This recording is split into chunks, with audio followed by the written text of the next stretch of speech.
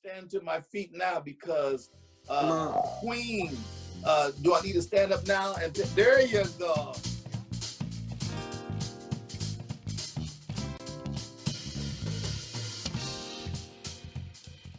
Well, welcome to another episode of Chatting with the Clays. We are appreciative and excited and honored to be with you all another week. We are thankful for those that are tuning in through Facebook Live, those that are tuning in through YouTube, iHeartRadio, Google Podcasts, Spotify, Apple Podcasts, Pandora, Stitcher. We're certainly appreciative that we can be joined and connected to all God's wonderful children. And for you all, congratulations, Pastor and First Lady, Mom and Dad, for your first on-site, fully on-site, and with limited capacity, open to the public service. How do you all feel coming off of this historic moment? Well, it was a little nerve-wracking for me. You just wanted to make sure everything was going to run right, and especially with the new aesthetics and, recording live, and, there's just so many different new things. So to that point, it was a little nerve-wracking because you want everything to run smoothly, Absolutely. Yes, it was. It was really different. It was like work and joys at the same time. I knew I had to go to work. Yeah. But and then all the things behind the scenes. So I tried to stay focused because I also want to assist those that are working the cameras and the audios, and I'm not a musician, but I try to assist and where I can. But I thank God for all of the volunteers. Yes. And everybody that have contributed up until now, so we can come back in. It has been, you're talking about a labor of love. A labor of love and a uphill feat. It has been that. And but to God be the glory. Yes. And absolutely. It was good to just not to just keep my eye on the camera. But able to scan and see some of the members' faces. Yeah. So that was, and so now I have to learn how to preach all over again. Oh, okay. Yeah, all right. Well, I'll tell you what, this episode I'm really excited about today in Chatting with the Clays, and this is certainly connected, to you all for the first time in a calendar year, reopening in limited capacity and in a socially distanced capacity services. But I'm really excited about today's conversation. If we were to thematically frame this, and I like to say if we were as in I'm not, right? If we were, hypothetically, certainly not what I'm doing in this moment, if we were to frame this week's conversation, I would call this one the gospel of movement.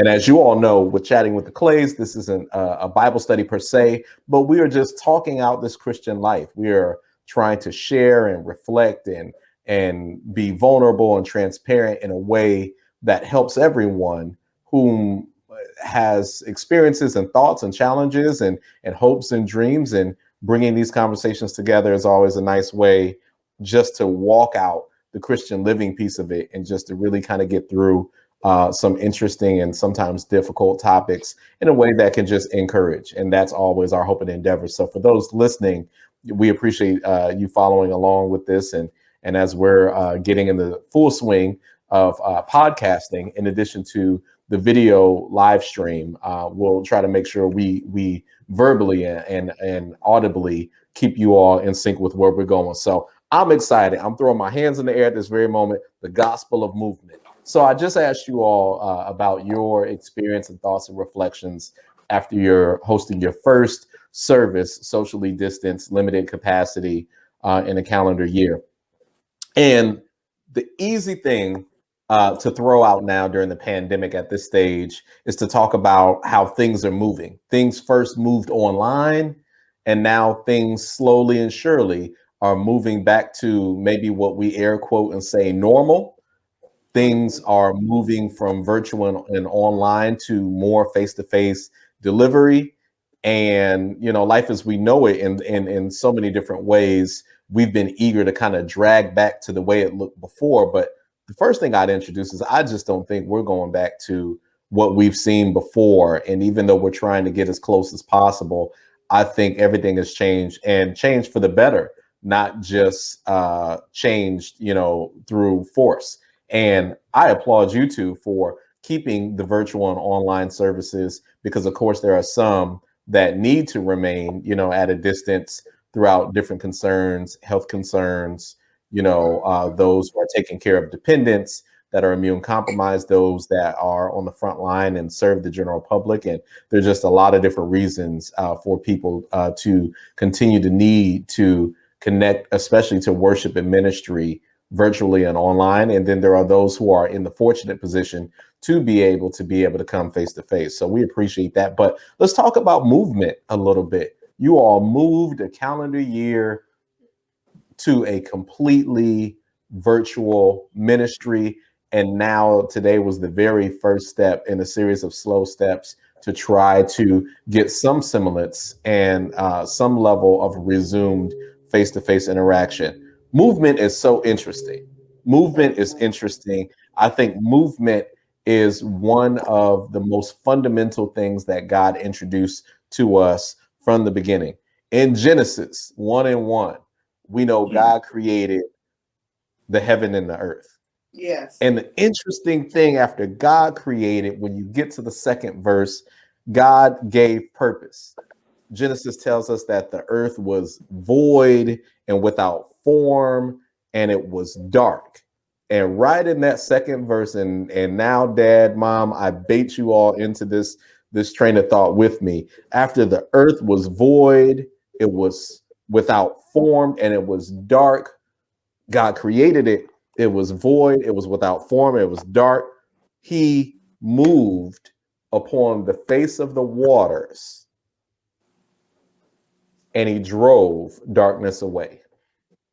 The next verse, God gives the definition and says, "Let there be light." Funny that he moved upon the waters, the face of the waters, and the darkness left as a result of his movement. When he moved, darkness left and light became. Movement right there in Genesis 1 and 2. So now that I start to set you up and I'm headed somewhere, what do you think God intends for us to understand about movement? Well, I like the way that you opened it up. Yeah, I'm throwing down some breadcrumbs. I'm trying to bait you into this a little bit. Yeah, and you did, but with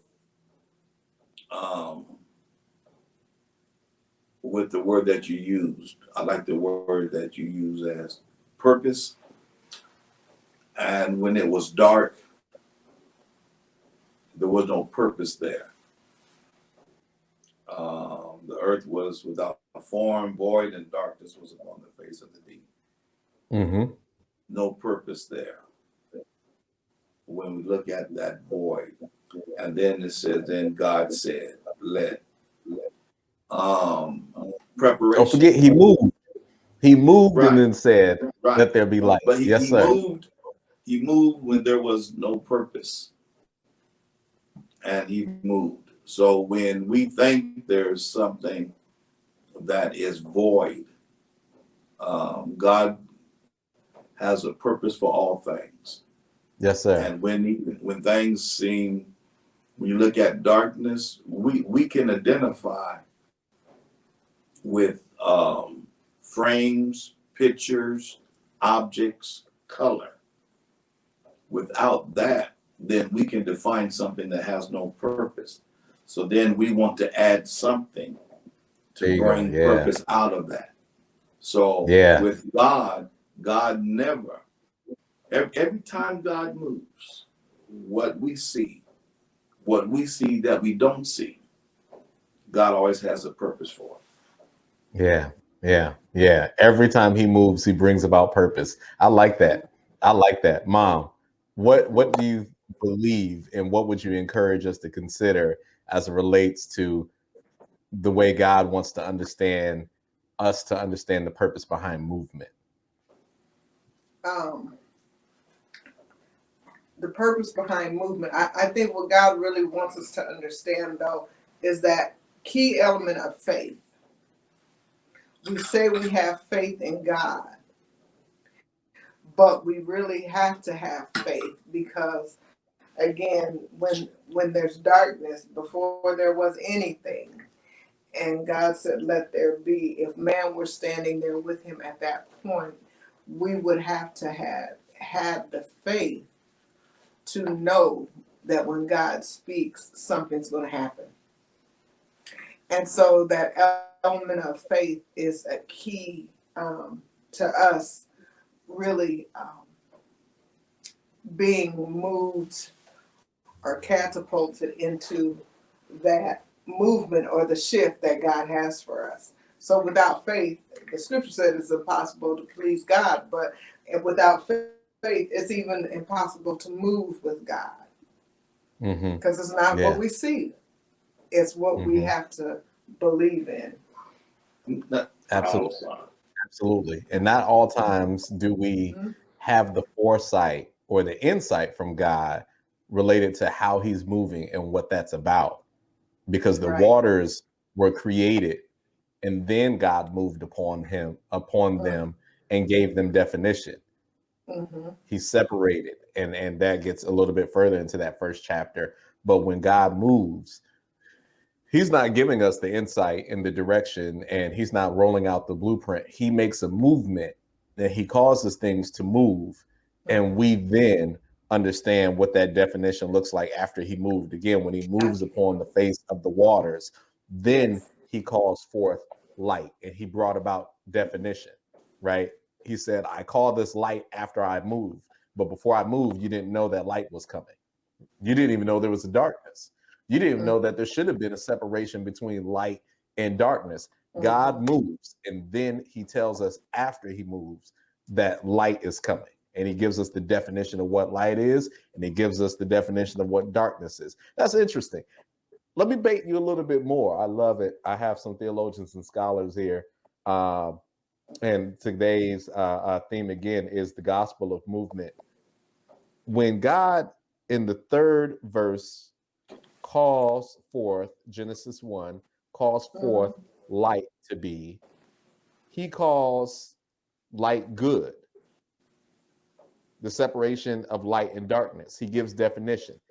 He gives it an identity and then definition. He says light, and now we identify it from that moment all the way until now. We understand what light is. And then he calls light good. There's definition. So here's what it is. It's light. How do I define it so you understand what I'm doing? It is good, and it's separate from darkness. Powerful. And now all of a sudden, we bring ourselves into a pandemic where God has moved. He's always in control. He has the world in his divine plan. He's not reacting to us. We're reacting and responding ourselves, but he's not reacting. So God moves and things change, and things in our lives have moved and they shifted. And after the movement, we can anticipate that God will give us clarity and definition, that he will give identity. And another piece that I wanted to get to today, especially speaking to movement, is about the transformation of worship and ministry in church as we know it. Chronologically, we began relationship with God just in God speaking. If he spoke, it was heard and it was observed. But then, and again, I'll fast forward this, we go into a relationship with an altar where worship begins, right? And then we move to a tent. And then we move to a tabernacle once we get to Exodus. And then we move to a temple once we get to 1 Samuel. And then we move to what Jesus himself calls church. And this is in the New Testament in Matthew. We went from God speaking to an altar, to a tent, to a tabernacle, to a temple. Jesus introduces the church. And the funniest thing about that, the church was not a building. The tabernacle was a building, the tent was a building, the temple was a building, but the church was not a building. It was a group. It was an organism. It was a movement, but it was not a building. Is church still a movement, or have we truly at this stage and place in our lives in the history of the world somehow regressed and made church into a building? And I mean, I don't mean for you all personally, but I'm just saying the way that we as humankind have embraced the concept of church. Did we somehow take a step back and relegate church to being a building, or has church remained a movement?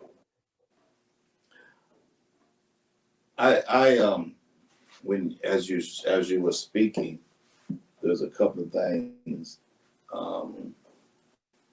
that came to my mind, and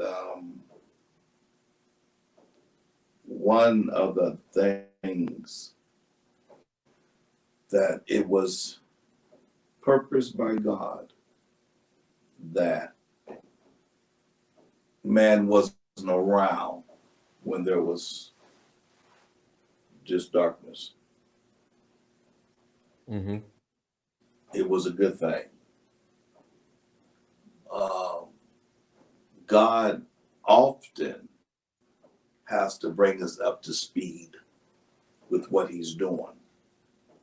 Because what we see, we see, and what the writer said, we see in the glass darkly. We really don't see things clear. And so God is constantly moving to make things clear. Not only that, but I believe that what we know as church has been, through the acts of the enemy, has been sidetracked. And knowing that like you said, that the church is not a physical building, but it is a body of baptized believers in Christ. I think it was a lesson on, was it Friday? I talked about in Friday Night Bible Institute about the difference between members and being disciple. So we have, and the enemy is involved in this. We really have taken the church, I don't say it's not to a different level, because the level doesn't even exist. We've just gotten it twisted about the church. And because the church is an organism, the church is a theocracy, but different movements by man with the injection of the enemy has caused us to experience a wandering in the wilderness. And I believe that's where we're at now. So I want to make sure I'm clear, because I heard your response, and I just want to make sure I'm clear. You are saying that we have moved church into, or have redefined church as being a building at some point. We have mistakenly, I don't want to use the word redefine, but our actions have taken away what Christ has set up as the church. So we don't have the power to redefine, because whatever we try to say about it, we're in error. So I'm just saying that we are we are, I believe, in the state of wandering.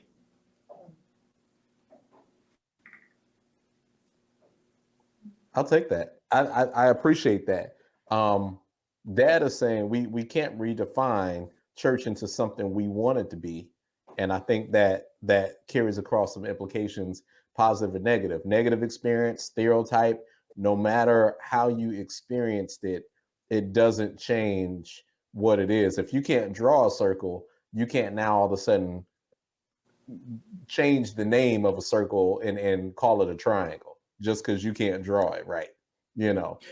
Just because somebody didn't draw it in front of you right, you can't say, oh no, that's a triangle. No, it's still a circle regardless of your experience. So Dad's saying we don't have the power to redefine, but we have misconstrued relationship and understanding and engagement with what Jesus set up to be the church. That's what I'm hearing you say.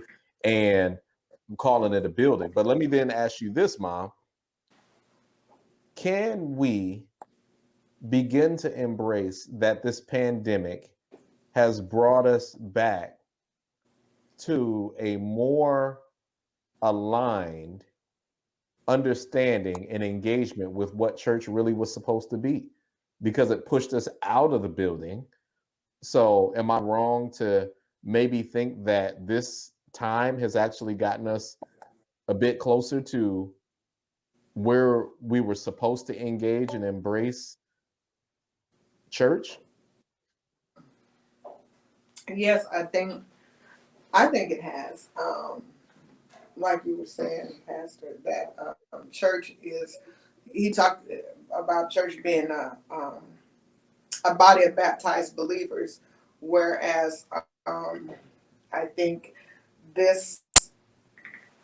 Let me not use the word I think, but the pandemic has really, for me, even has brought me to a closer and more personal relationship with what salvation really means to me. Mm-hmm. As you posed the question at first, my mind first went to how the church has continually transitioned down through time. And we know Mm-hmm. back in the Old Testament, the church was the temple. Not the temple, Mm-hmm. but the temple, Solomon's temple, and that type of thing. But it was a place, it was a structure where the people gathered. And then in New Testament, after Jesus came, the church was merely, a lot of times the church was what followed Jesus. Correct.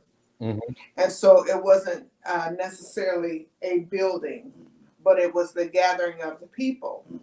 And in my time, I can't talk from 1920s and stuff like that, but I just want to talk to. Why you want to pointed. your hand in the 1920s? Sorry. She pointed at you.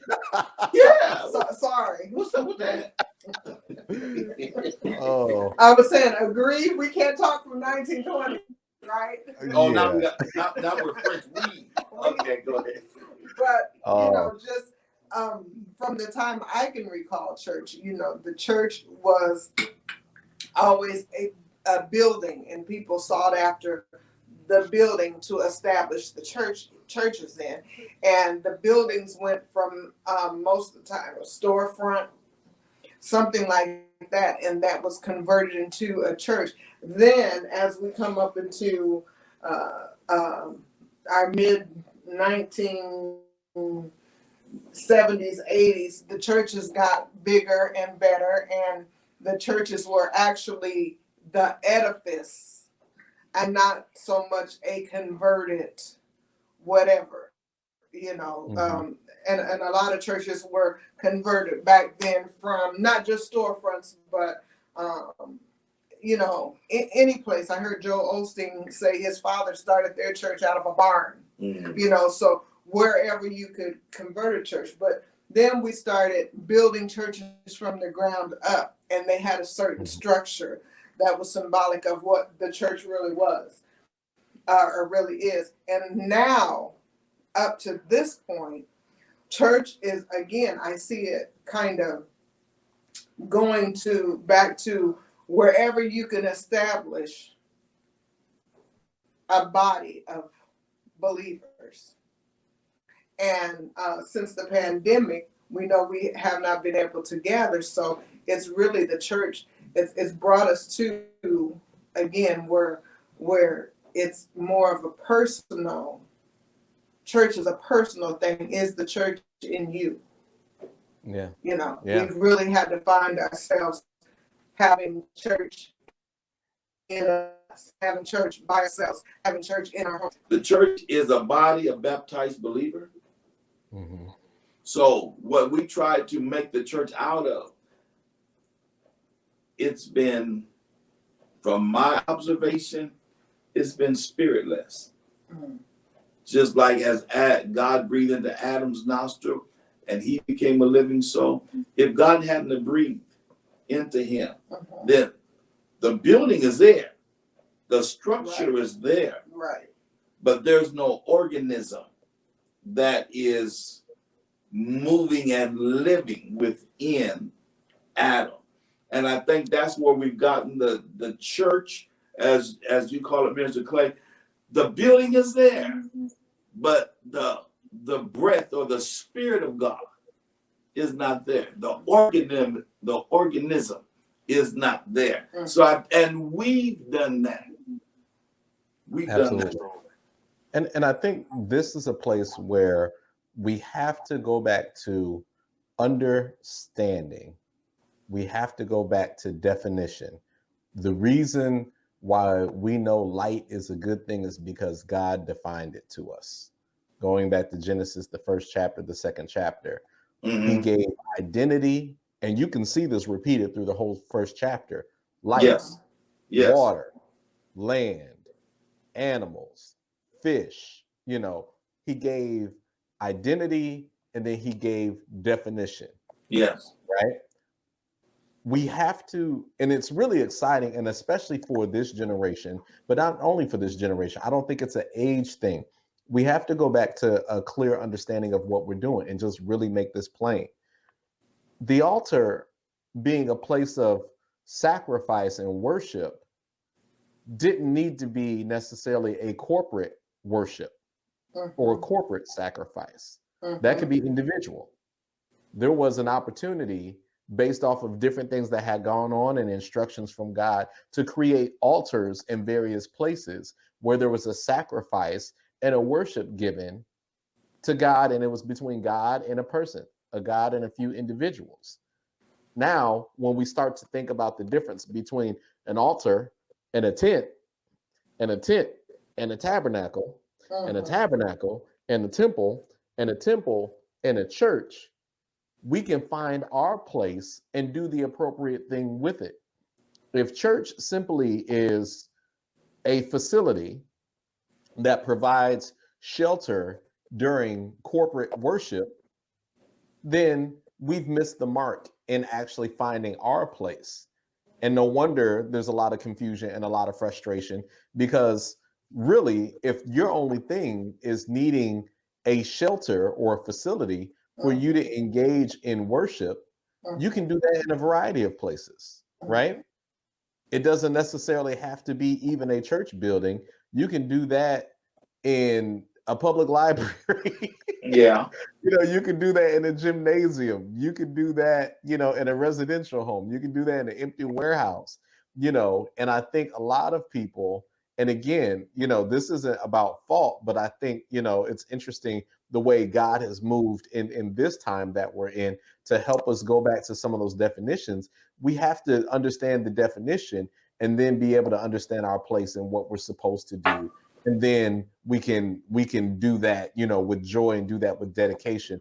But if it's only been about shelter for a corporate worship, then I think we're missing the mark. You know, there's always been so many other things outside of worship that have been a part of the church in its conception. You know, again, going back to Matthew, when Jesus declared the church, when he first introduced the concept of church, there was teaching, there was direction, there was a mission, an organized mission. There was a commitment from everyone involved to execute that mission, right? There was the discipleship, you know, all of those pieces were connected to it. And I think simply now if we were to survey and take a poll and ask people what church is, I think we only see it as an environment or a shelter or a facility specifically that houses corporate worship. Some may understand and see the activities that come out of that, and they almost see it as a community center where it's a place where Christian activities take place, So, the second definition, if again we were to do a survey, I think some people see it as this facility and this center and shelter for corporate worship. And then I think if we were looking at, the top 5 responses, so to speak, the next we may consider it to be a Christian social organization or a community type center where there's all sort of activities that are facilitated in a Christian environment.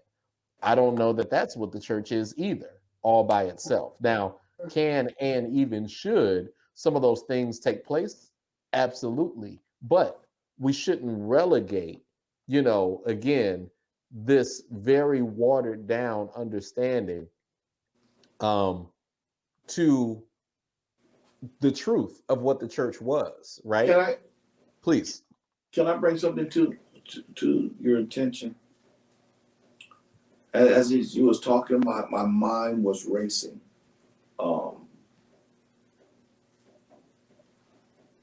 When God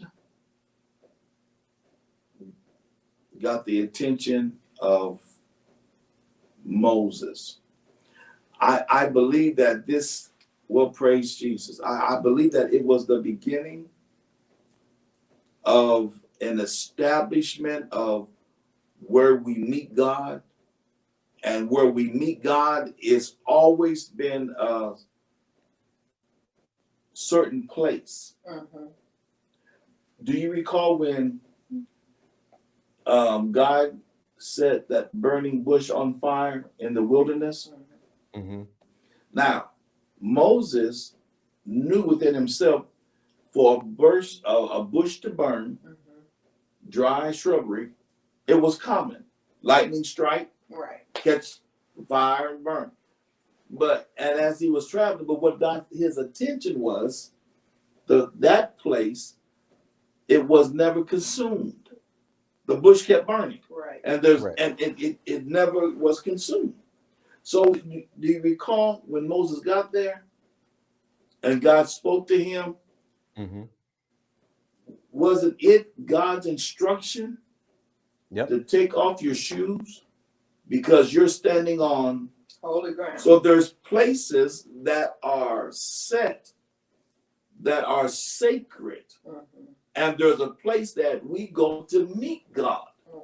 Because see, in conversation, it can go 2 ways. Because there is a place that is set aside, that is sacred. But Absolutely. Yet, there's a sacredness that we carry within ourselves to, Indeed. Indeed. Yeah. Indeed. Yeah. The Genesis tells us and that place that we carry please. within ourselves, I'm sorry, No, you're fine. Go we're ahead, getting Mom. a little lag, so okay. No worries. Sorry about that. But that place within us, that's a sacred space too, because that's a place where you don't let anything in. You don't let it be violated. That time that you're talking to God, and that time that you have designated, that's his time. And you don't allow anything else to come in. The TV's not on, the cell phone, you're not answering your text messages, you're not, doing all these other things, but it's just that time where it's you and God that you really have dedicated that. It's that sacred space, that you've carved out for God. And God wants that.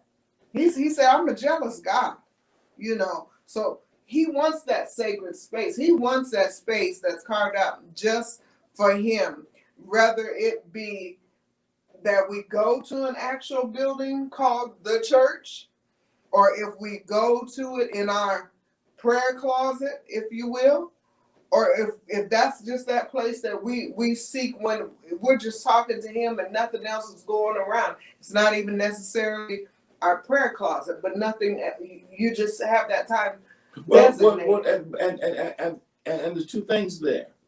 There's just two things. Is a place that you sacrifice, Mm-hmm. and there's a place that you receive a word. The temple was a place to sacrifice, Yeah. and then to hear the word. Yeah. And I think much of what you all have shared, and you're absolutely spot on, has, I think, really has really been amplified during this time, because what we not only were experiencing in a facility, now when you take away our attendance in that facility, what we experience is all on us.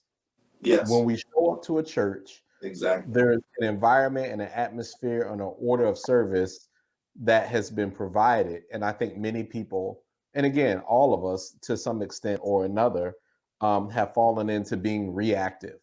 I walk into a place and it's provided. And my Mm-hmm. job is to show up and then leave and return, right? Right. And we look at, again, everyone who is connected to the facility to facilitate worship, sacrifice, teaching, mission and direction. And then our job, I think in many ways we've been tempted, and maybe over time for various reasons, we've actually been desensitized to understand our role. And that has been really profound for me to think about what are we returning to?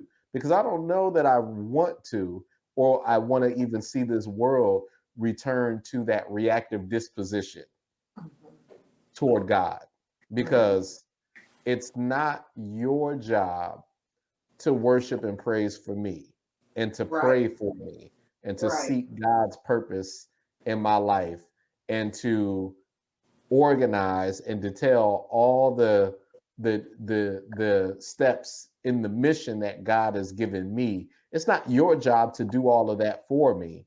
And my job is to show up, give a donation, turn around and go back, or participate in the ways that you are asking me to participate while I'm there. And that is part of what I wanted to talk about in terms of the gospel of movement. When God moves upon anything, there's a purpose, there's a definition to it, and there's a mandate. And I think the gospel of movement in this moment, in this season, has been not to return to a church building. I don't think, and I'll be very, very clear when I say, I don't think it's about just corporate worship. I don't think it's about asking somebody else to worship and sacrifice for me, or somebody else to execute a Christian vision and a mission. And my only job is to sow an offering into it when you ask me to. I don't want to just see this world returning back to church buildings. Yes, I want to see us be able to come together physically in a space, and there's a power in corporate worship. There is a mandate and an instruction to us to gather together and strengthen one another. There's a place that we can receive teaching. And yes, Dad, to the point that you made, there is a ground that God has sanctified and has called holy, where he will meet us and his presence is there. And there's many different holy grounds. Our homes, we should have the spaces carved out and dedicated and consecrated in our homes to where there's holy ground in our home. And we don't just depend on getting to the holy ground that's at church. But I don't want to see us in this period, now that we've been moved to remote life because of the pandemic, to different extents. I don't want to see us be moved now because the CDC or the federal government, has now said it's safe to go out and resume different activities. I don't want to see us moved back into a church building and this reactive disposition and attitude. I would love to see the gospel of movement in our lives push us to redefining, rededicating, and now more proactively and intentionally engaging God in the ways that we are responsible for, and not just put this on the shoulders of the church and say, hey, I showed up You told me to stand up and clap my hands and give an offering, and I did all that. Check the box for the week, and now I'm on with my life. Indeed, I agree 100% with that, because if this hasn't showed you that a time will come where you have to really reach God for yourself, I don't know what will. If this hasn't really shown us that you really have to have a true relationship to truly worship God, I don't know what else will. I think this has really pushed us to a level to really reckon with ourselves. What really do we mean by I have a relationship with God, or I'm saved, or I'm a Christian, whatever we call it? I think this has really forced us really to look in the mirror and really see our personal, our spiritual lives. You know, was it, like you said, was it just the formalities of going through the motions, or do I really love God? Can I? Yes. You are one that, Mr. Play, you are one that does a lot of study, and you get a lot of, what's the correct word, how to pronounce it? Data or data? Tomato. Okay. I just want to be politically. Data or data? Tomato. I just want to be politically correct. Data spelled D-A-T-A. Data spelled D-A-T-A. So I'm saying data because I would like to look at if they had records. Mm-hmm. Now, when I'm saying that, because the pandemic in 1918. Mm-hmm. They had churches. Now I took you out of 1920 something. Now you want to go back, didn't he? You know, well, if you would have given me, well, in that era. So all right. Come on. Now, moonwalk back.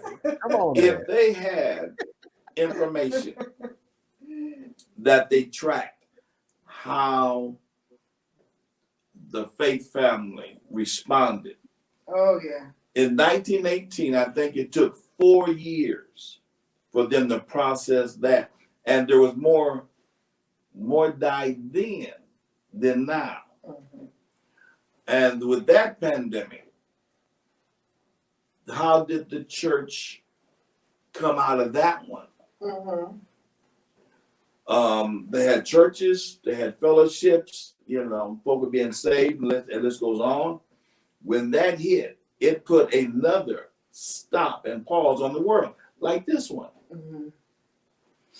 How did was the church better? If there was anything that that data could see how the people responded, how long did it take for them to go back to normal?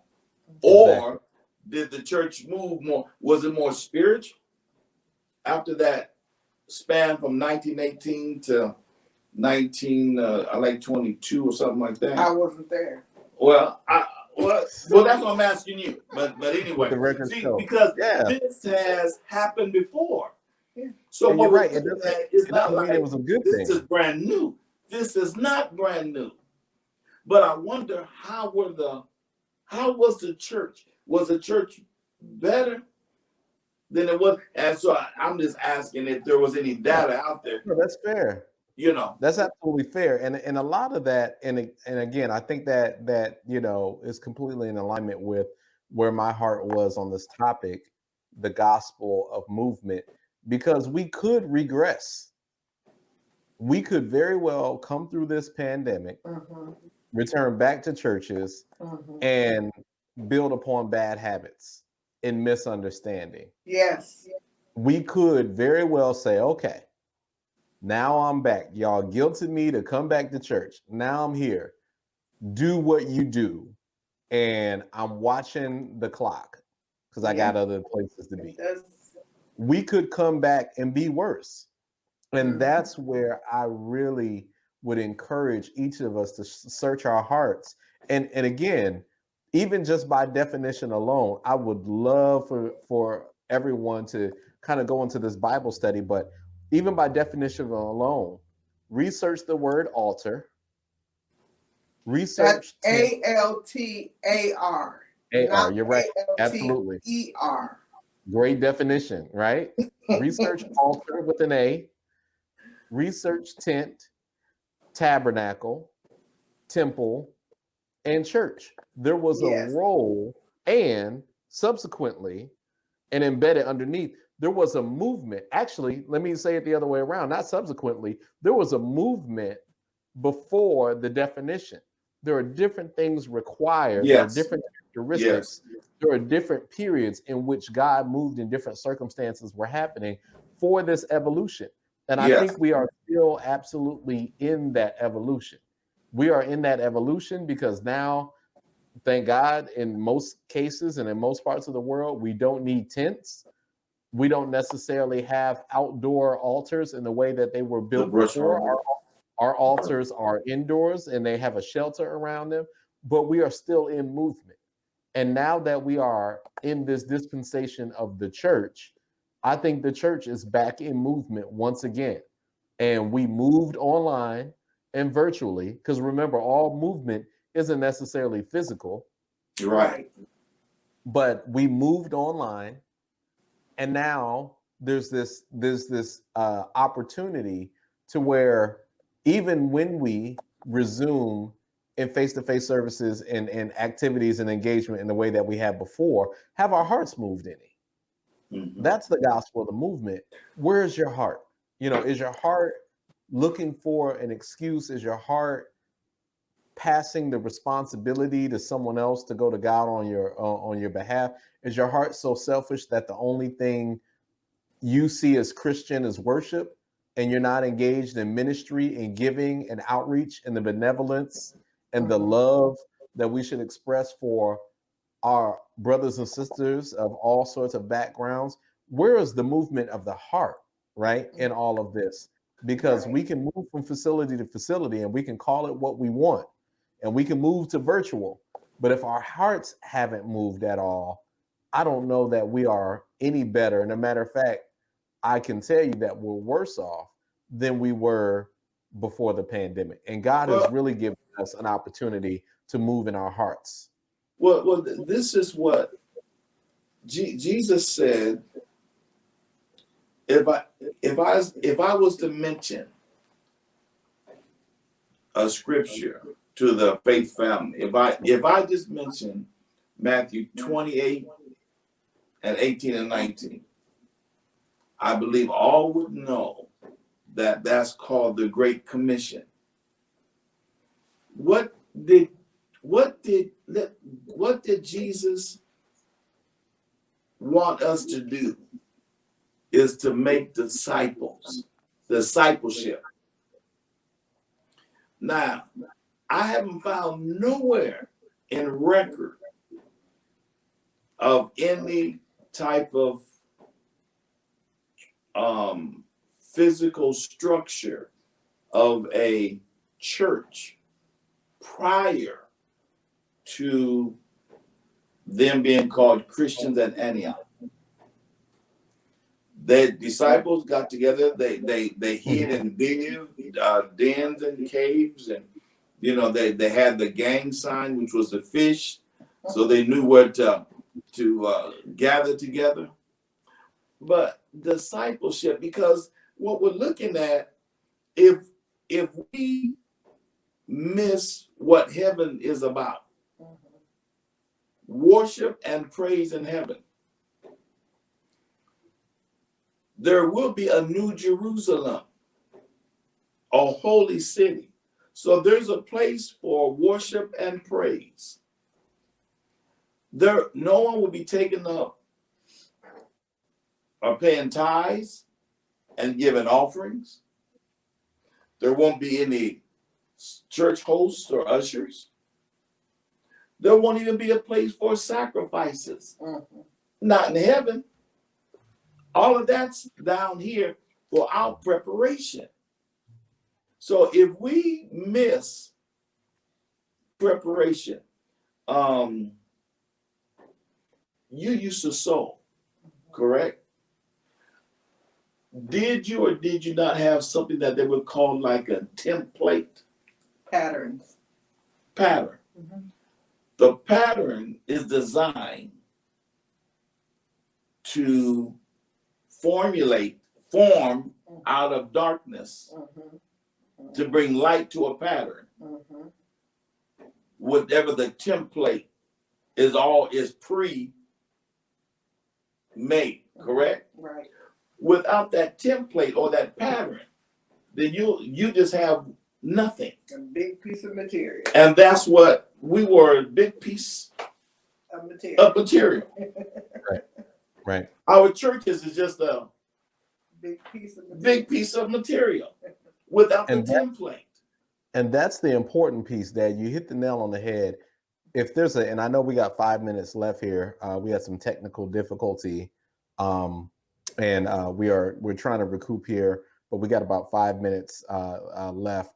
But that's the place that I would really encourage everyone who is listening to come to. And again, this is a journey that we're all taking together, really to evaluate that pattern, evaluate the template that God wants us to model after and to fulfill, and really to ask the sincere question: what's my definition? We started this segment out, talking about Genesis 1, really 1 through 4, but God to be able to create us, to take us from being without void or form, to forming us with a purpose, to moving across us, moving his face across us and inspiring us, to giving us a name and an identity, and then to challenge us to separate ourselves, because you're not just identified by what you're called, you're also identified by what you're not.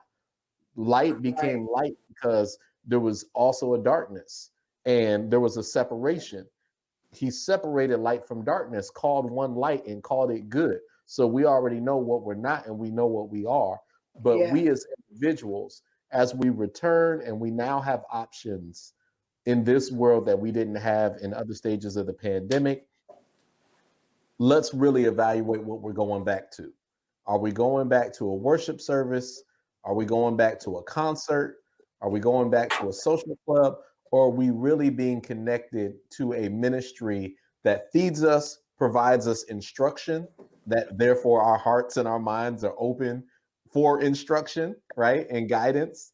Are we going to that holy ground to meet God and offer a sacrifice on the Sabbath in a dedicated time and space in our lives that should be holy? And then also, are we connected to a mission and a purpose? And I think that's usually the missing link. We want to show up at church, but we don't want purpose. We want to show up at church, but we're not invested in the mission. And sometimes, and I'll be honest, I know sometimes people aren't asked to be a part of a mission and aren't being introduced to a purpose and an opportunity. Sometimes we define the part that we want to play. And it's like, I'll be a part of a mission and purpose if I could be a leader and if I could be seen. And if there's some recognition or maybe some compensation for being a part, I'll be a part. But I really, really, really think it's important for us not just to return to the normal from the pandemic, but especially as it relates to ministry, let's not just return to church. And I pray that there's even some movement. I pray that there's people who are connected and seek out ministries that have a mission and a purpose that aligns with what God is calling them to do, and that they connect with those ministries and really operate in the pattern or the template that God designed from the very beginning. You know what's been interesting, and this is what I share often. I've heard it say, and even it's been spoken to me. We need to go outside these walls. And I was saying, that was really dumb to me, because we spend 90% of our time outside these walls.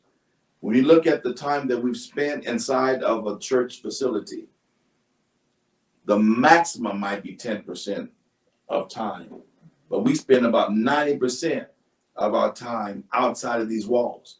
So within 2020, we've spent how many hours in a year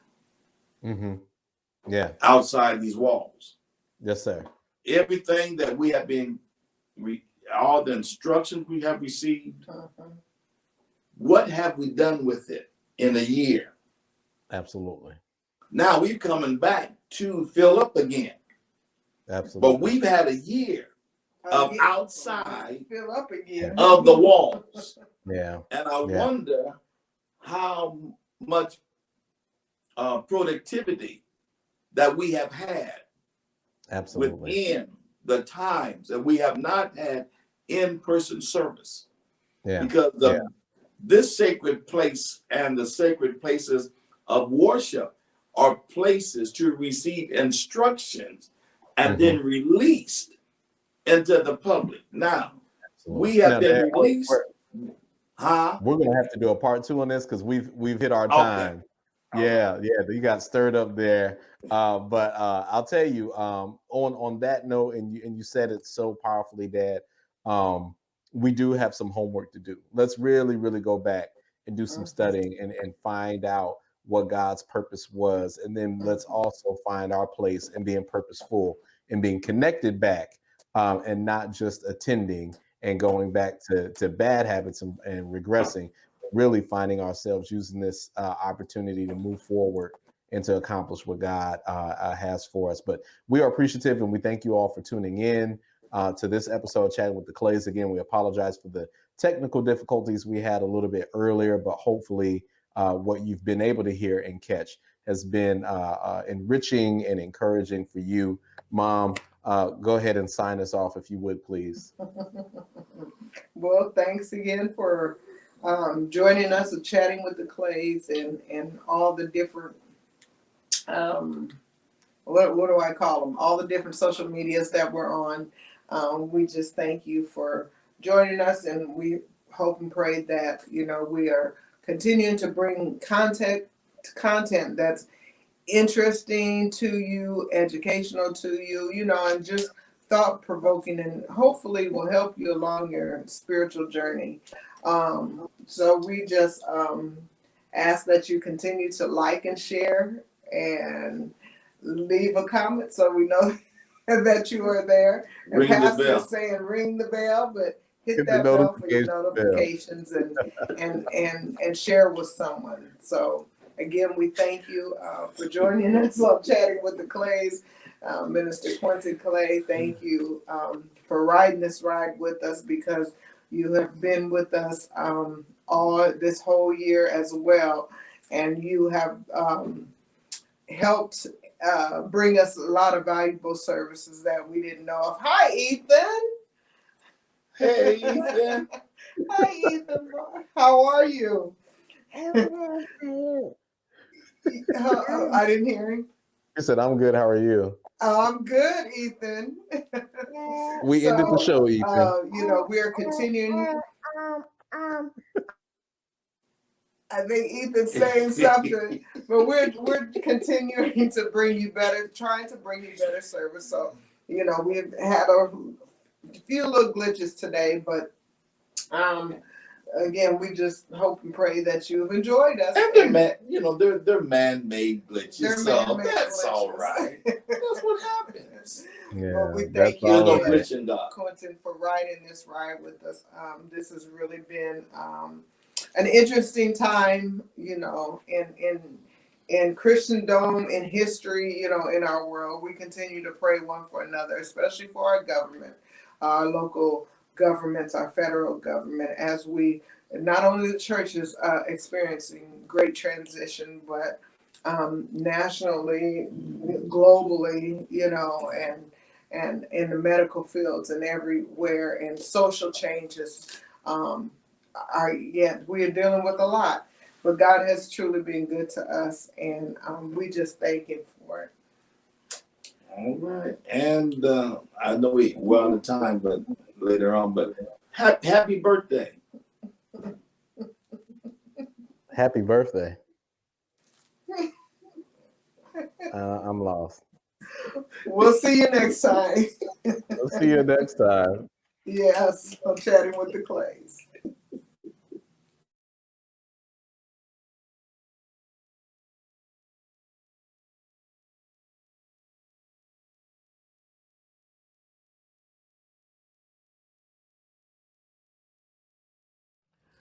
My brothers and sisters, I pray that this was a blessing unto you. First Lady Clay, would you like to say anything?